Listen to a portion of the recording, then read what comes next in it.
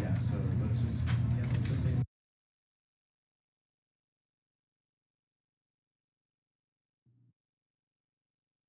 This is the story of a man named Stanley.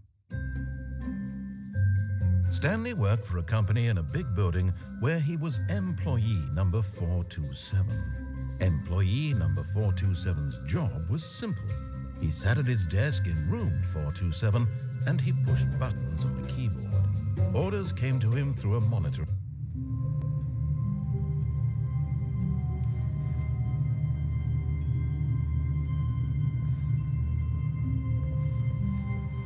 All of his co-workers were gone. What could it mean? Stanley decided to go to the meeting room. Perhaps he had simply missed a memo.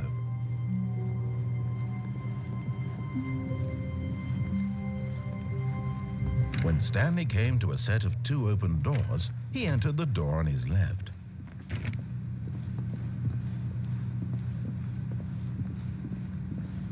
Yet there was not a single person here either. Feeling a wave of disbelief, Stanley decided to go up to his boss's office, hoping he... Stanley stepped into the broom closet, but there was nothing here, so he turned around and got back on track.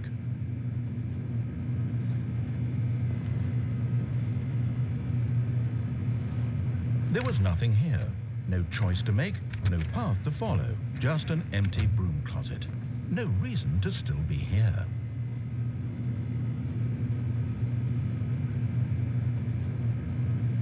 It was baffling that Stanley was still just sitting in the broom closet. He wasn't even doing anything. At least if there was something to interact with, he'd be justified in some way. As it is, he's literally just standing there doing sweet FA.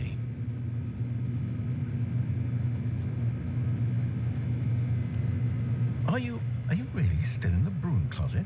Standing around doing nothing? Why? Please offer me some explanation here. I'm genuinely confused.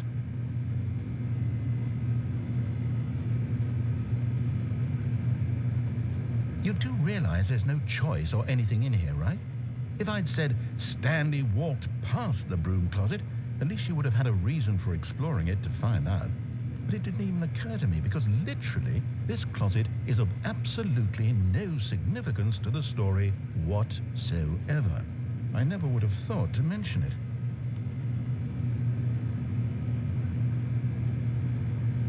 Maybe to you this is somehow its own branching path. Maybe when you go talk about this with your friends, you'll say, "Oh, did you get the broom closet ending? The broom closet ending was my favorite." I hope your friends find this concerning.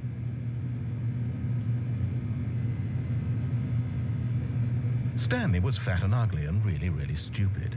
He probably only got the job because of a family connection. That's how stupid he is. That or with drug money.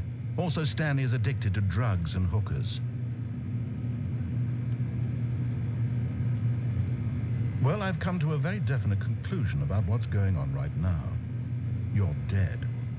You got to this broom closet, explored it a bit, and were just about to leave because there's nothing here when a physical malady of some sort shut down your central nervous system and you collapsed on the keyboard. Well, in a situation like this, the responsible thing is to alert someone nearby so as to ensure that your body is taken care of before it begins to decompose. Hello? Anyone who happens to be nearby? The person at this computer is dead. He or she has fallen prey to any number of your countless human physiological vulnerabilities. It's indicative of the long-term sustainability of your species. Please remove their corpse from the area and instruct another human to take their place at the computer, making sure they understand basic first-person video game mechanics and filling them in on the history of narrative tropes in video gaming, so that the irony and insightful commentary of this game is not lost on them. All right, when you've done that, just step out into the hallway.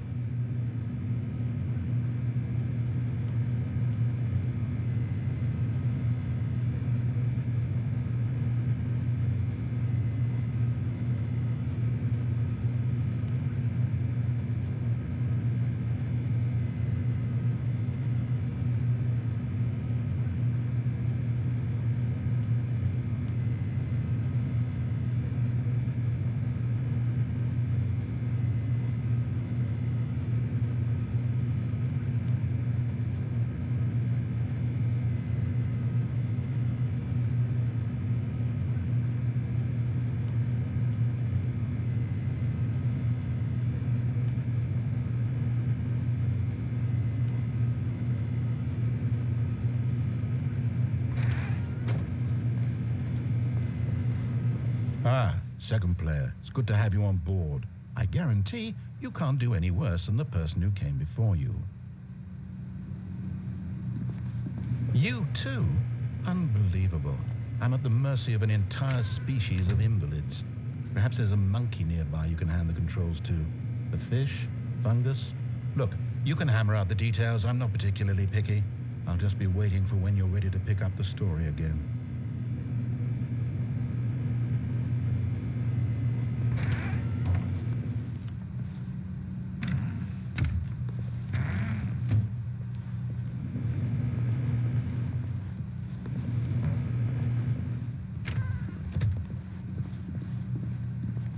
Coming to a staircase, Stanley walked upstairs to his boss's office.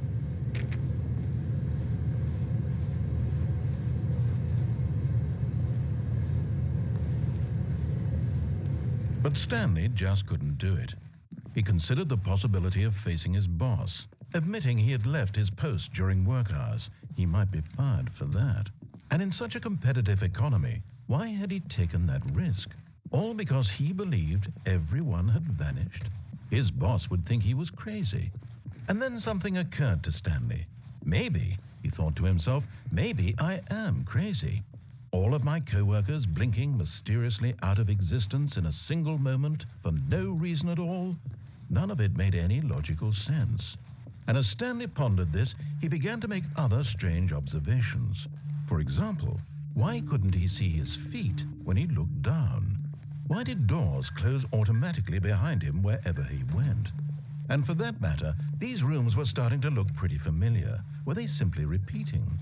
No, Stanley said to himself, this is all too strange. This can't be real.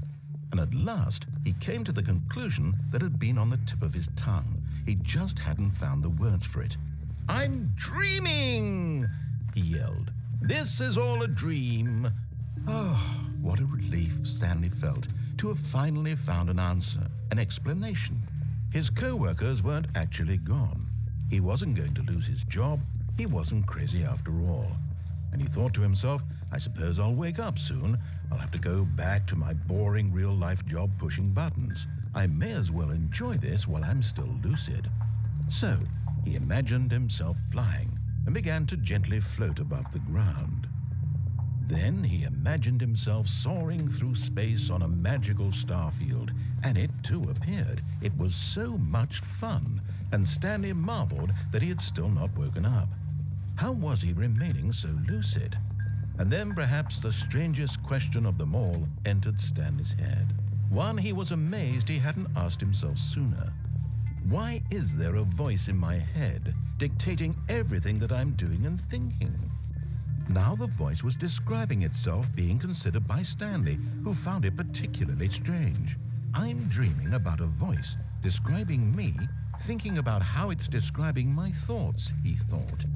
And while he thought it all very odd and wondered if this voice spoke to all people in their dreams, the truth was that, of course, this was not a dream. How could it be? Was Stanley simply deceiving himself, believing that if he's asleep, he doesn't have to take responsibility for himself? Stanley is as awake right now as he's ever been in his life. Now, hearing the voice speak these words was quite a shock to Stanley. After all, he knew for certain, beyond a doubt, that this was in fact a dream. Did the voice not see him float and make the magical stars just a moment ago? How else would the voice explain all that? This voice was a part of himself too. Surely, if he could just... He would prove it. He would prove that he was in control, that this was a dream. So he closed his eyes gently, and he invited himself to wake up. He felt the cool weight of the blanket on his skin, the press of the mattress on his back, the fresh air of a world outside this one. Let me wake up, he thought to himself. I'm through with this dream. I wish it to be over. Let me go back to my job. Let me continue pushing the buttons. Please, it's all I want. I want my apartment and my wife and my job. All I want is my life exactly the way it's always been. My life is normal. I am normal. Everything will be fine. I am okay.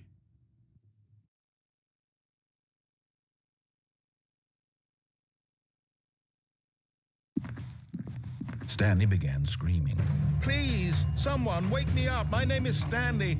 I have a boss. I have an office. I am real. Please, just someone tell me I am real. I must be real. I must be. Can anyone hear my voice? Who am I? Who am I? And everything went black.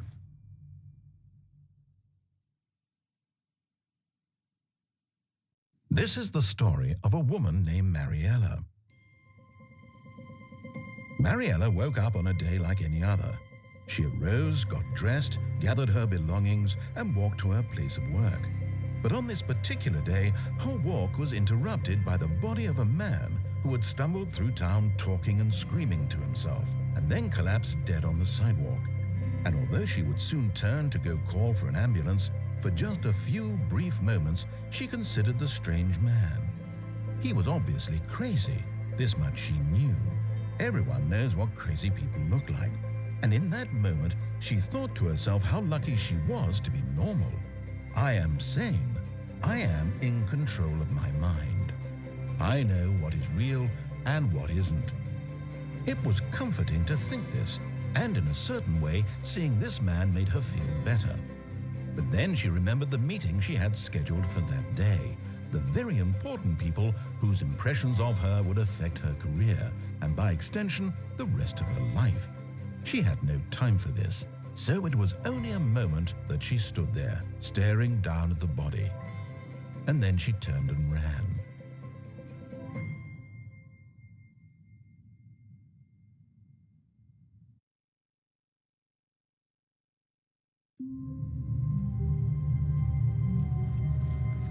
Stanley knew the office layout like the back of his hand. It was only a matter of time before he found the others, wherever they were. Just a matter of time. When Stanley came to a set of 2 open doors, he entered the door on his left.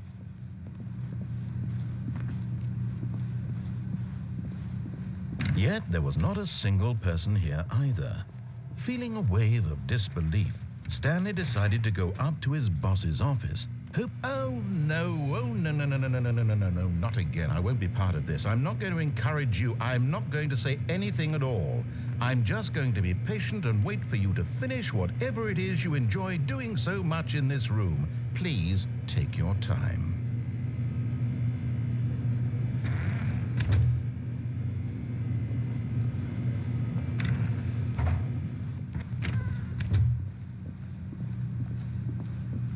Coming to a staircase, Stanley walked upstairs to his boss's office.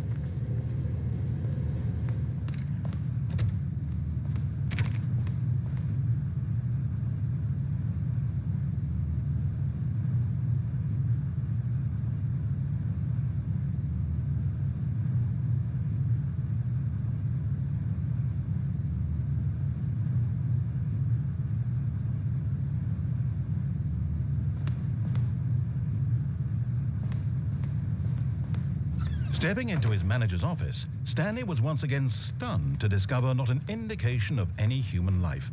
Shocked, unraveled, Stanley wondered in disbelief who orchestrated this. What dark secret was being held from him? What he could not have known was that the keypad behind the boss's desk guarded the terrible truth that his boss had been keeping from him.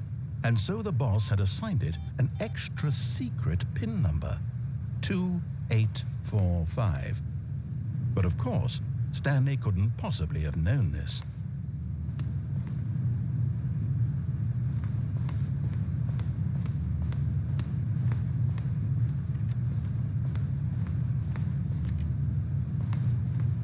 Stanley just sat around twiddling his thumbs.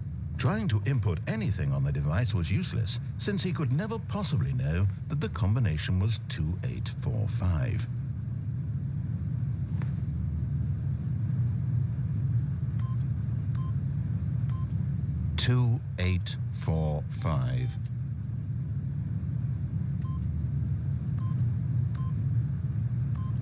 Stanley simply began entering random codes into the keypad, knowing full well the sheer statistical unlikelihood that this would ever result in a correct combination.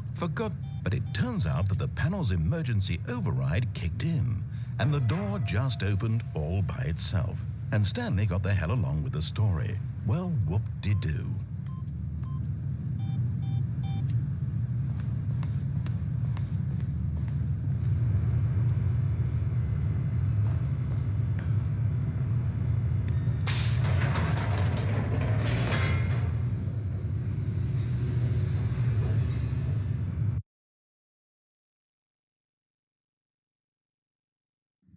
Descending deeper into the building, Stanley realized he felt a bit peculiar.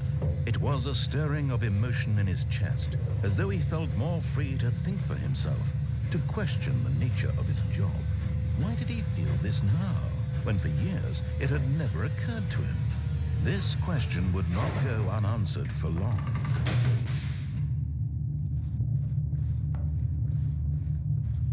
Stanley walked straight ahead through the large door that read Mind Control Facility. Although this passageway had the word escape written on it, the truth was that at the end of this hall, Stanley would meet his violent death. The door behind him was not shut. Stanley still had every opportunity to turn around and get back on track. At this point, Stanley was making a conscious, concerted effort to walk forward and willingly confront his death.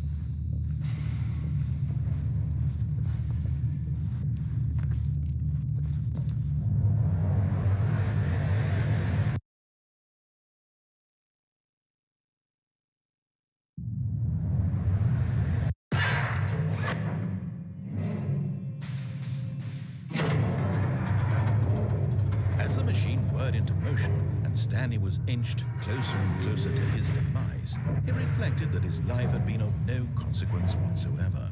Stanley can't see the bigger picture. He doesn't know the real story, trapped forever in his narrow vision of what this world is. Perhaps his death was of no great loss, like plucking the eyeballs from a blind man. So he resigned and willingly accepted this violent end to his brief and shallow life. Farewell, Stanley.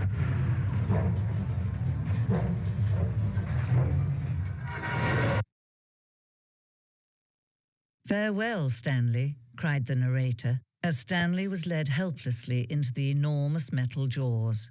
In a single visceral instant, Stanley was obliterated as the machine crushed every bone in his body, killing him instantly.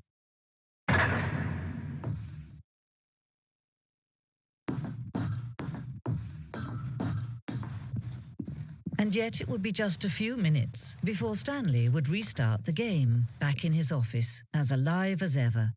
What exactly did the narrator think he was going to accomplish?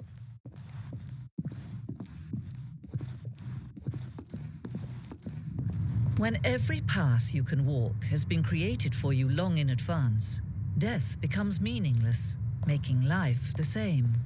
Do you see now? Do you see that Stanley was already dead from the moment he hit start?